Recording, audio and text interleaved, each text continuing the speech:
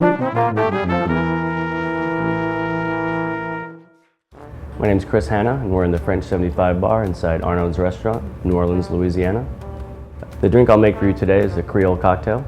The Creole cocktail is a classic cocktail from New Orleans. It's going to be before the Vieux Carré, which was in the 40s, so it's from the 1920s, 30s, and it's really close to the Brooklyn, which is really funny. The only ingredient different in the Brooklyn and the Creole is there's maraschino liqueur in the Brooklyn and Benedictine in the Creole. So back then, I guess when everybody was making Manhattan-style cocktails, we just developed our own and called it the Creole cocktail.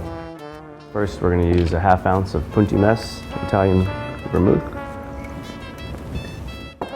½ ounce of Ameripicon replica.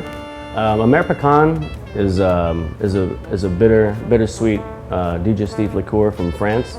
We no longer get it anymore in America, so what we bartenders like to do is make a replica. Jamie Boudreau in Seattle threw out a recipe around 2007, and I've been making it ever since. Remember, if you don't have Ameripicon, you can buy an Amaro. It'll work just fine. Then a ½ ounce of Benedictine.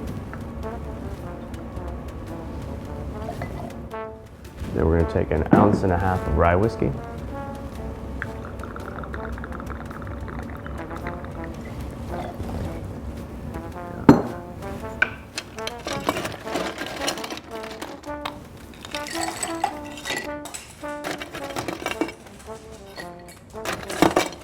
Ice to a mixing glass, and then we're going to stir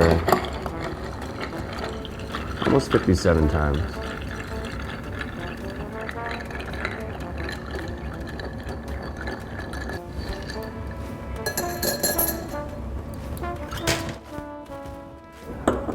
We'll strain into a chilled cocktail glass.